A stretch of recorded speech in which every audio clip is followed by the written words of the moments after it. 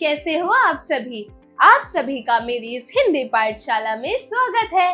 तो बच्चों, आज की इस कक्षा में हम लोग पढ़ेंगे बुद्ध और अंगुलीमाल की कहानी, एक मजेदार सी कहानी।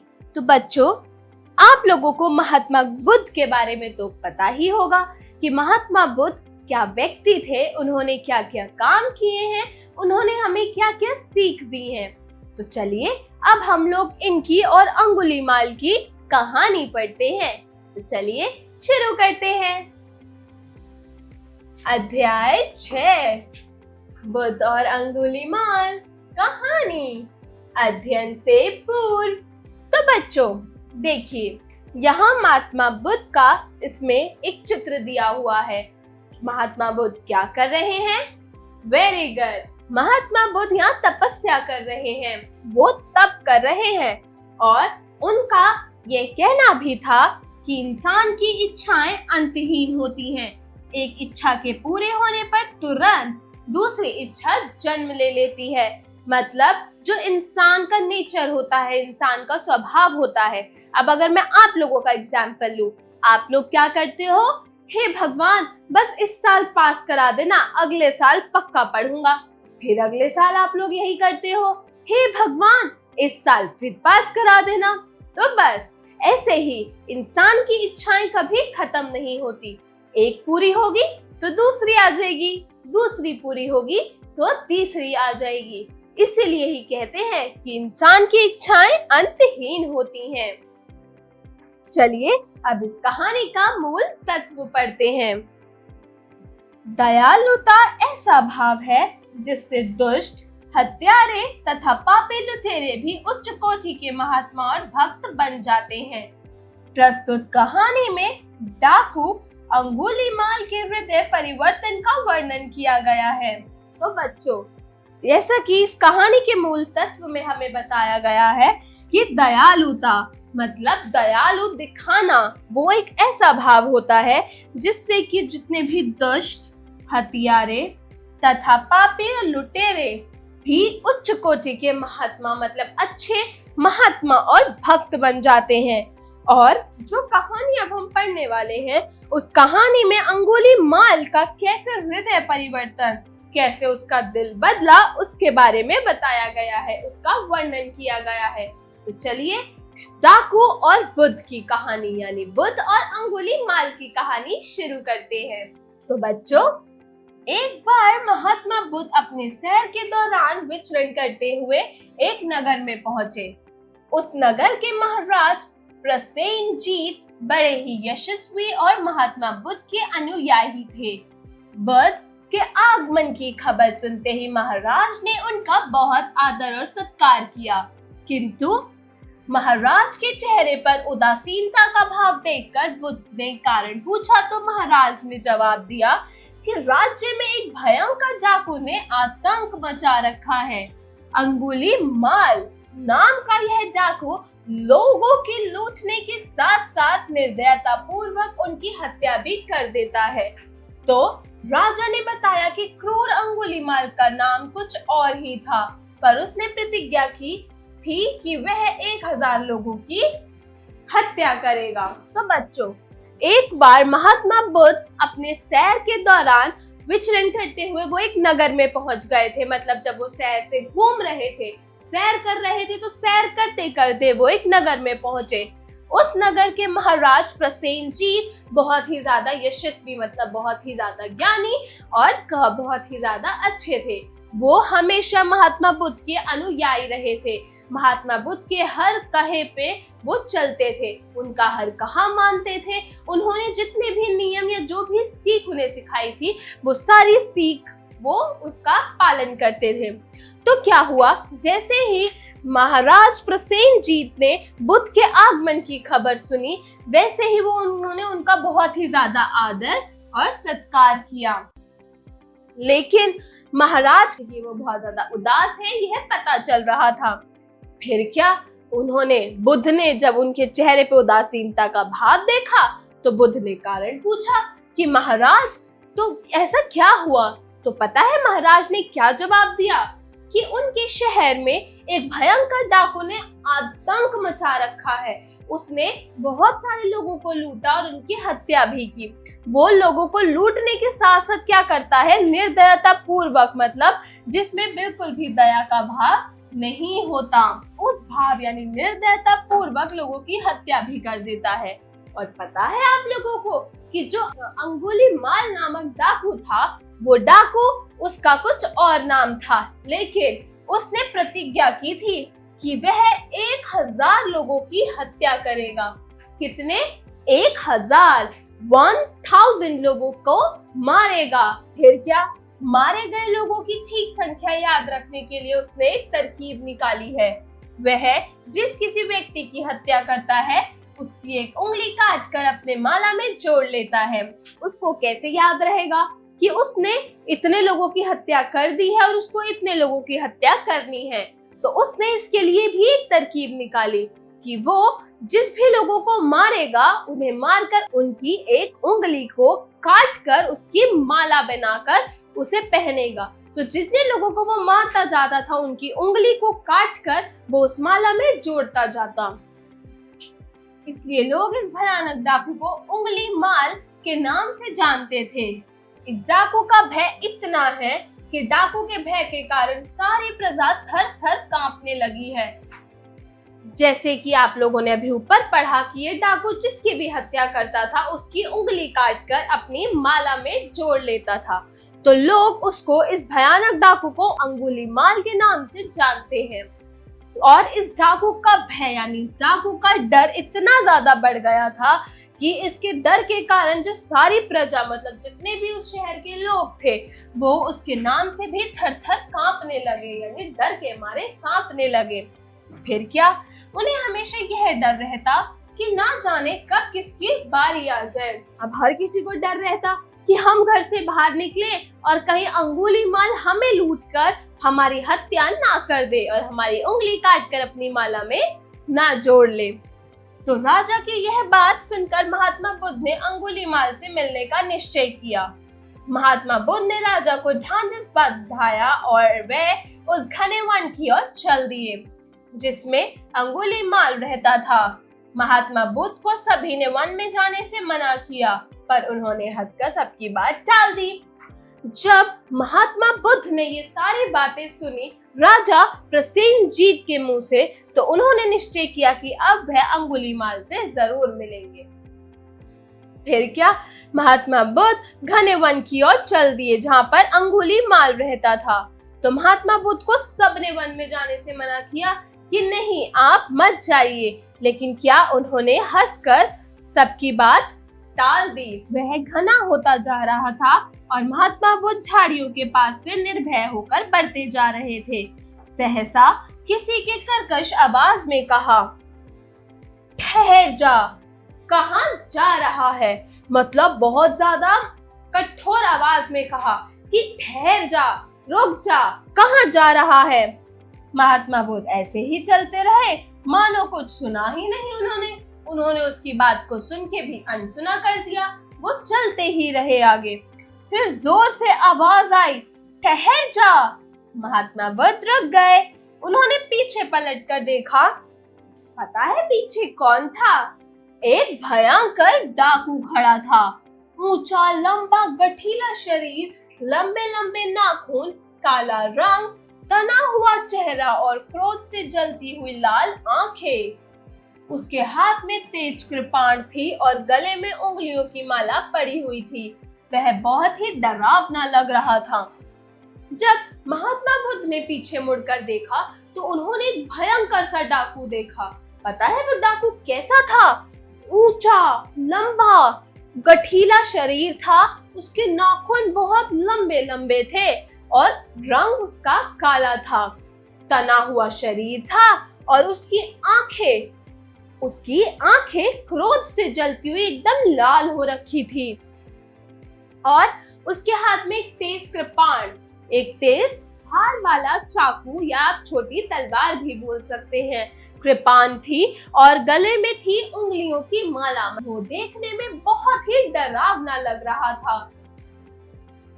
महात्मा बुद्ध ने उस व्यक्ति को देखकर पहचान गए कि यह डाकू ही अंगुलीमाल है। तो महात्मा बुद्ध ने अपनी शांत दृष्टि और मधुर मुस्कान अपने चेहरे पर रखी और बिना किसी परवाह किए उसकी ओर बढ़ने लगे। महात्मा बुद्ध ने जब डाकू अंगुलीमाल को देखा तो वो पहचान तो गए थे कि यह जो डाकू है ये अंगुलीमाल है, लेकिन जब वो उसे पहचान गए उन्होंने अपने चेहरे पर एक शांत स्वभाव और मुस्कान मधुर अपने चेहरे पर रखी और बिना किसी की परवाह किए, बिना किसी डर के वो उसकी ओर बढ़ने लगे। तो अंगुलीमाल कर जा, मैं कहता हूँ ठहर जा। महात्मा बुद्ध ने अत्यंत मधुर वाणी में कहा, मैं तो ठहर गया, पर तू कब ठहरेगा?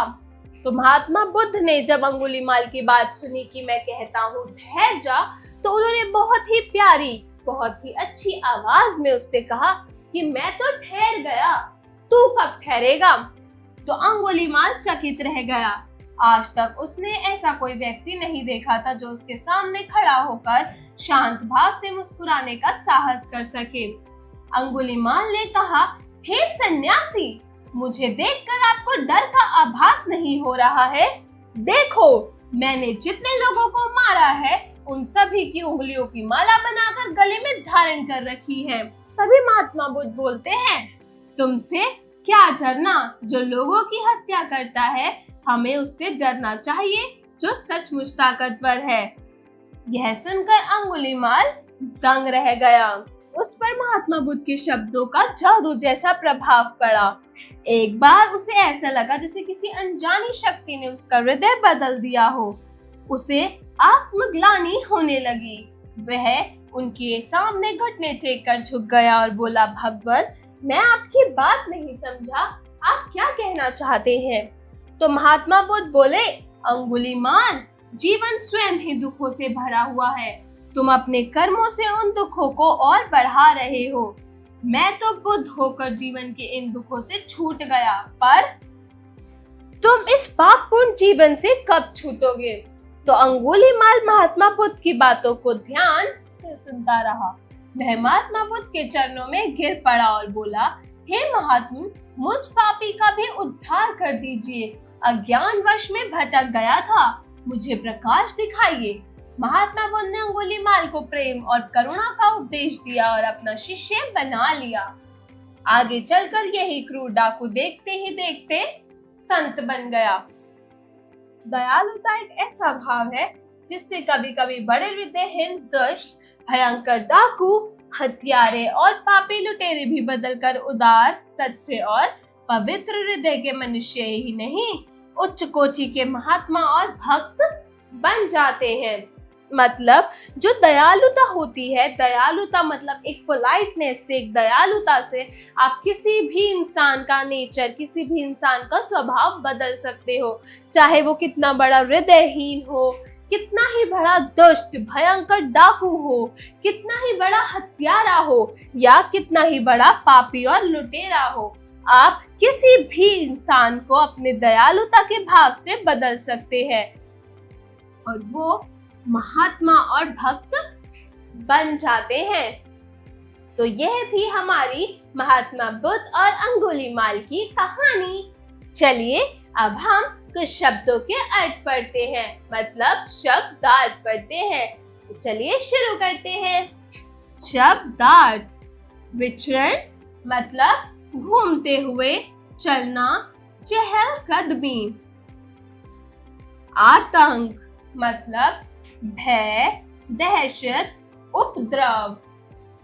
थर थर कांपना मतलब भयभीत होना। अज्ञानवश मतलब जानकारी के अभाव में। आगे है उच्चारण करें। तो बच्चों, यहाँ पर कुछ शब्द दिए गए हैं जिनका आप लोगों को सही सही उच्चारण करना है। तो चलिए मेरे साथ इन शब्दों को दोहराइए। बद, पहला शब्द है बद। दूसरा है कर्कश, कर्कश। तीसरा शब्द है गरजा, गरजा। चौथा शब्द है सन्यासी, सन्यासी। और सबसे अगला शब्द है हे महात्मन। हे महात्मन। तो बच्चों, यह थे कुछ शब्द जिनका आपको सही सही उच्चारण करना था। तो चलिए अब हम लोग अभ्यास कार्य शुरू करते हैं। तो चलिए मेरे साथ अभ्यास कार्य शुरू कीजिए।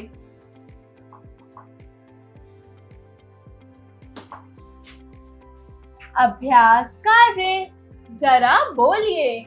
Speaking skills.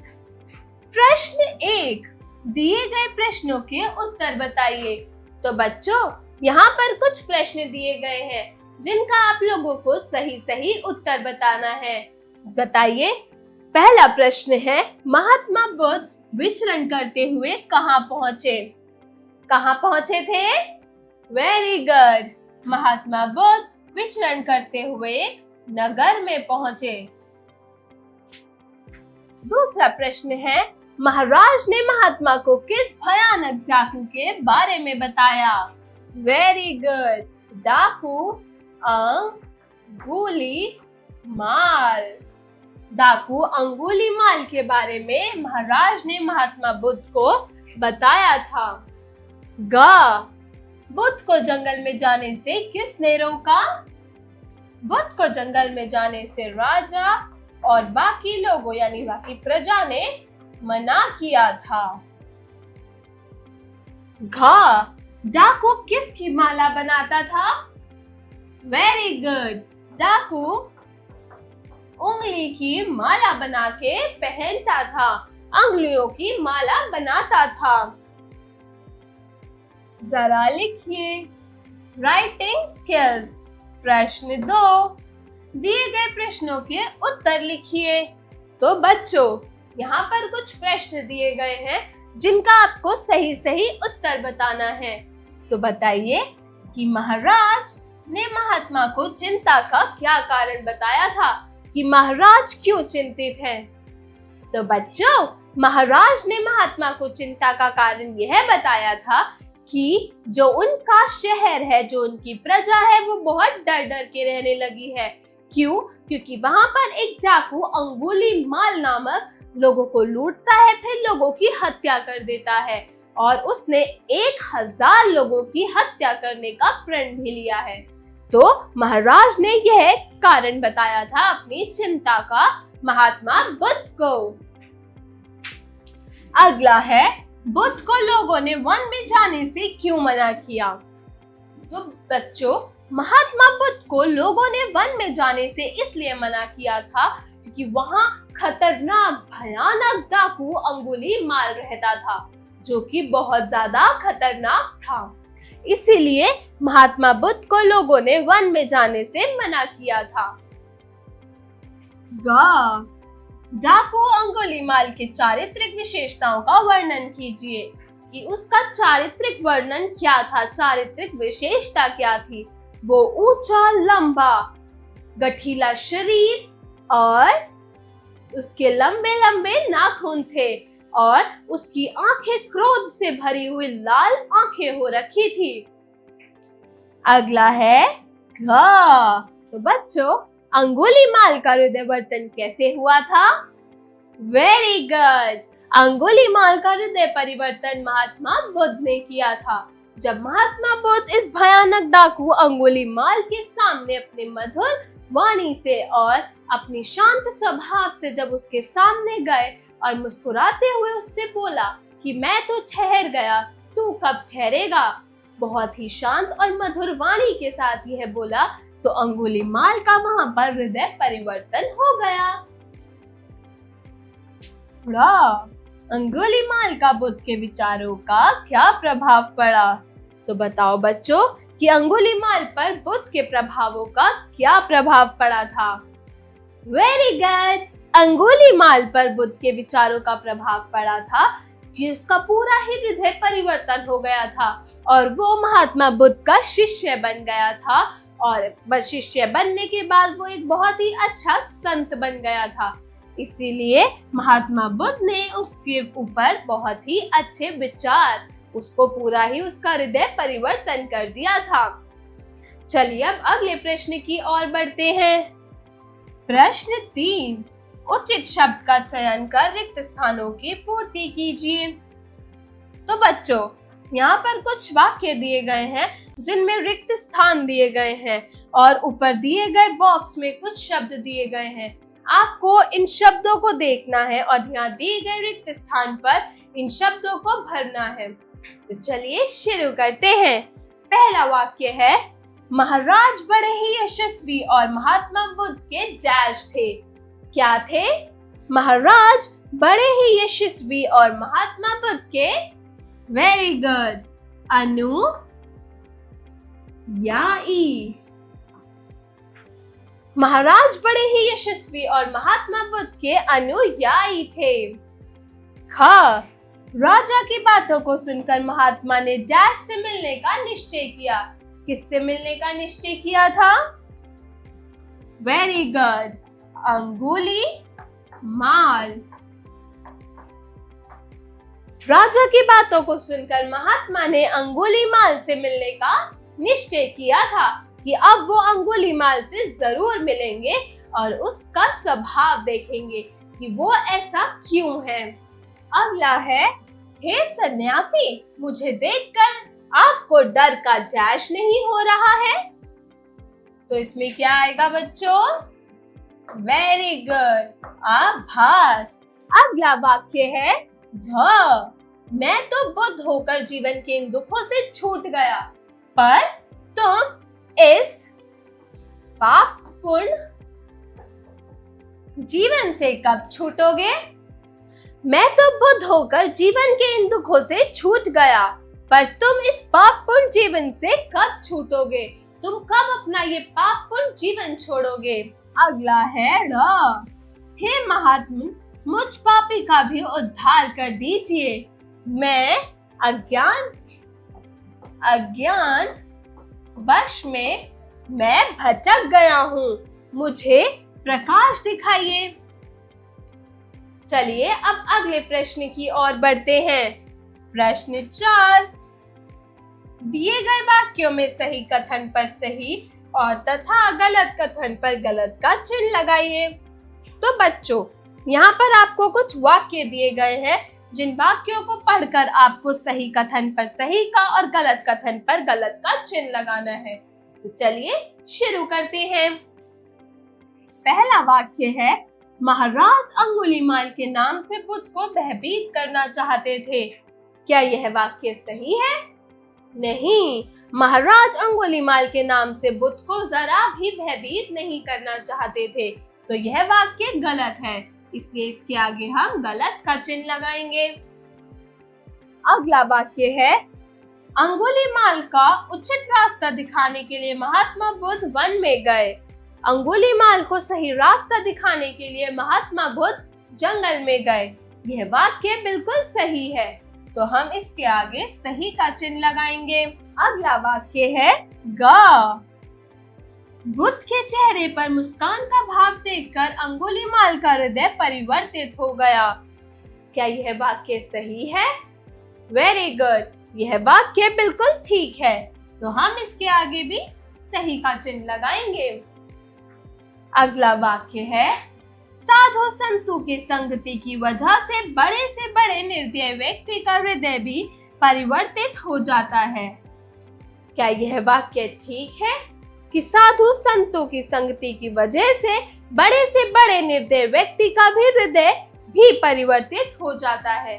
तो यह वाक्य बिल्कुल ठीक है, तो हम इसके आगे भी सही का निशान लगाएंगे। अगला वाक्य है, बुद्ध ने अंगुलीमाल को प्रेम और करुणा का उपदेश दिया और अपना शिष्य बना लिया। क्या यह वाक्य ठीक है? वेरी गुड, यह वाक्य बिल्कुल ठीक है, तो हम इसके आगे सही का चिन्ह लगाएंगे। चलिए अब अगले प्रश्न की ओर बढ़ते हैं। प्रश्न 5, किसने किससे कहा लिखिए। तो बच्चों, यहाँ पर आपको कुछ वाक्य दिए गए हैं। आपको इन वाक्यों को पढ़ना है और बताना है कि यह वाक्य किसने बोले थे और किससे बोले थे। तो चलिए शुरू करते हैं। पहला वाक्य है, राज्य में एक भयंकर डाकू ने आतंक मचा के रखा है। यह वाक्य किसने बोला था? वेरी गुड, यह वाक्य महाराज ने बोला था, महात्मा से। यह वाक्य महाराज ने महात्मा बुद्ध से बोला था। अगला वाक्य है ठहर जा, कहाँ जा रहा है? यह वाक्य किसने बोला था? वेरी गुड, यह वाक्य बोला था डाकू अंगुलीमाल ने बुद्ध से, महात्मा बुद्ध से। अगला है मैं तो ठहर गया, पर तू कब ठहरेगा? यह वाक्य किसने बोला था? वेरी गुड, यह वाक्य बोला था महात्मा बुद्ध ने अंगुलीमाल से, डाकू अंगुलीमाल से। अगला है भगवान मैं आपकी बात नहीं समझा। यह वाक्य किसने बोला था? वेरी गुड, यह वाक्य बोला था डाकू अंगुलीमाल ने महात्मा बुद्ध से। अगला वाक्य है हे महात्मा मुझ पापी का भी उद्धार कर दीजिए, अज्ञानवश में मैं भटक गया था, मुझे प्रकाश दिखाइए। यह वाक्य किसने बोला था? वेरी गुड, यह वाक्य बोला था डाकू अंगुलीमाल ने महात्मा बुद्ध से। चलिए अब अगले प्रश्न की ओर बढ़ते हैं।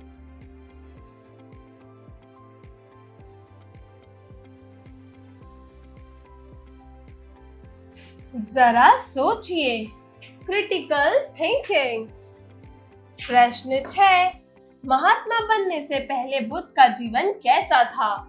उनके जीवन की वह कौन सी घटना थी जिससे प्रभावित होकर वह महात्मा बुद्ध कहलाने लगे? कक्षा में चर्चा करते हुए लिखिए। तो बच्चों, इस क्वेश्चन में, इस प्रश्न में पूछा गया है कि जो महात्मा बुद्ध थे, उन्होंने पहले बुद्ध का जीवन कैसा था उनका, और वह जीवन की कौन सी घटना थी जिससे प्रभावित होकर वह महात्मा बुद्ध कहलाने लगे। तो आपको इसके ऊपर थोड़ी रिसर्च करनी है और अपने सहपाठियों से, अपने मित्रों से इसकी थोड़ी सी चर्चा करनी है इसके बारे में, और इसका जवाब अपनी अपनी नोटबुक्स में लिखना है। अगला है जरा भाषा पर गौर कीजिए, लैंग्वेज स्किल्स। प्रश्न 7, दिए गए शब्दों में प्रत्यय को अलग करके लिखिए।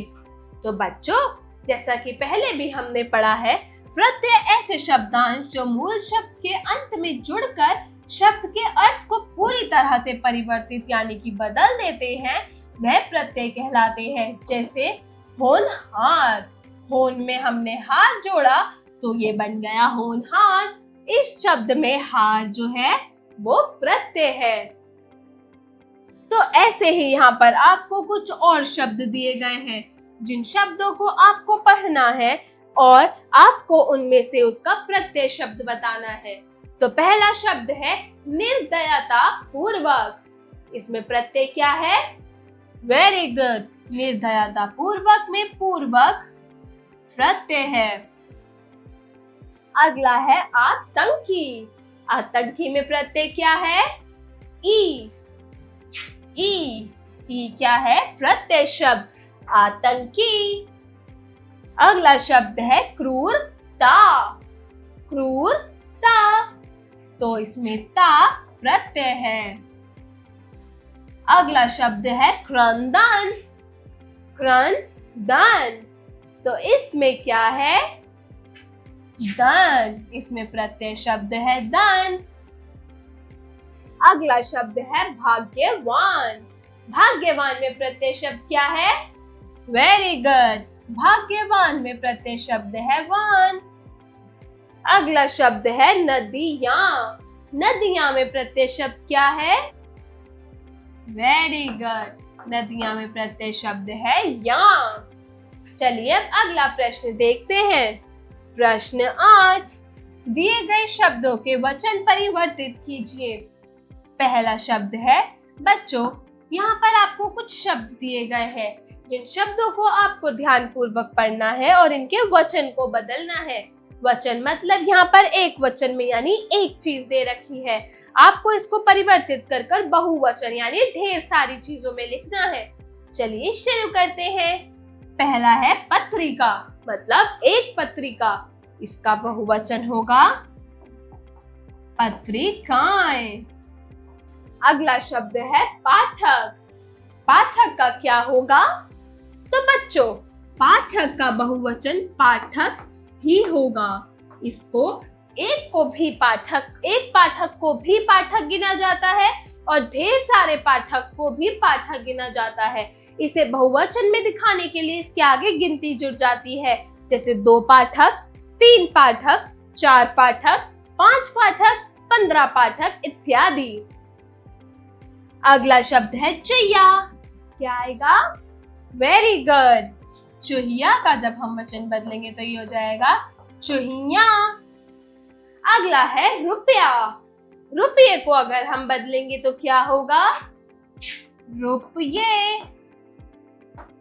अगला शब्द है साधु। साधु का बहुवचन क्या होगा? तो बच्चों जैसे पाठक का बहुवचन पाठक ही रहता है, ऐसे साधु का बहुवचन भी साधु ही रहता है। इसमें भी गिनती जुड़ती है, 1 साधु, 2 साधु, 3 साधु, 4 साधु इत्यादि। चलिए अब अगले प्रश्न की ओर बढ़ते हैं। प्रश्न 9, दिए गए वाक्यों में विशेषण शब्दों को चिन्हित करके लिखिए। तो बच्चों यहाँ कुछ वाक्य दिए गए हैं, इन वाक्यों को पढ़ के आपको विशेषण शब्दों को चिन्हित करना है और यहाँ लिखना है। तो चलिए शुरू करते हैं। पहला वाक्य है कक्षा में 20 विद्यार्थी उपस्थित हैं। तो इसमें क्या है विशेषण शब्द? Very good. तो बच्चों इसमें विशेषण शब्द है कितना? 20। अगला वाक्य है राहुल ने प्रथम श्रेणी में परीक्षा उत्तीर्ण की। तो बच्चों इसमें क्या है विशेषण शब्द? तो बच्चों इस वाक्य में विशेषण शब्द है प्रथम, तो हम यहाँ लिखेंगे प्रथम। अगला वाक्य है तूफान में बहुत से घर तबाह हो गए। कौन से घर? बहुत से घर। तो इसमें विशेषण शब्द क्या है? Very good. इसमें विशेषण शब्द है बहुत से, तो हम बहुत से। अगला वाक्य है जाओ, जाकर 1 किलो शक्कर ले आओ। कितनी? 1 किलो। तो इसमें विशेषण शब्द क्या है? 1 किलो। तो हम यहाँ पे लिखेंगे 1 किलो। अगला वाक्य है मुझे थोड़ा सा पानी दे दो। कितना? थोड़ा सा। तो इसमें विशेषण शब्द है थोड़ा सा। इस वाक्य में विशेषण शब्द है थोड़ा सा। चलिए अब अगले प्रश्न की ओर बढ़ते हैं। जरा रचनात्मक कार्य कीजिए, क्रिएटिव स्किल्स। प्रश्न 10, महात्मा बुद्ध के किन गुणों से प्रभावित होकर डाकू अंगुलीमाल ने हिंसा के मार्ग को त्याग दिया था? कक्षा में चर्चा करते हुए महात्मा बुद्ध के गुणों को लिखिए। तो बच्चों इस वाले प्रश्न में आपको ऐसा कौन सा महात्मा बुद्ध का गुण था जिससे डाकू अंगुलीमाल इतना प्रभावित हो गया था कि उसने हिंसा का मार्ग बिल्कुल ही त्याग दिया? आपको इस बारे में कक्षा में अपने सहपाठियों से चर्चा करनी है या फिर अपने मित्रों से इसकी चर्चा कीजिए और महात्मा बुद्ध के कुछ और गुणों को दी गई रिक्त जगह पर लिखिए। आगे बढ़ते हैं। जरा दिमाग लगाइए, ब्रेनस्टॉर्मिंग एक्टिविटी। प्रश्न 11, आप महात्मा बुद्ध के बारे में क्या जानते हैं? उनकी शिक्षाओं का संग्रह कीजिए तथा उनके प्रमेय उपदेशों को लिखिए।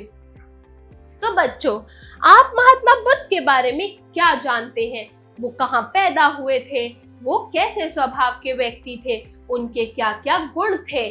उन्होंने हमें कौन कौन से गुण सिखाए हैं? हमें उनके किन किन गुणों से प्रभावित होना चाहिए और उनकी शिक्षाओं का हमें संग्रह करके उनके प्रमेय जो उन्होंने हमें उपदेश दिए थे उन उपदेशों के बारे में भी लिखना है।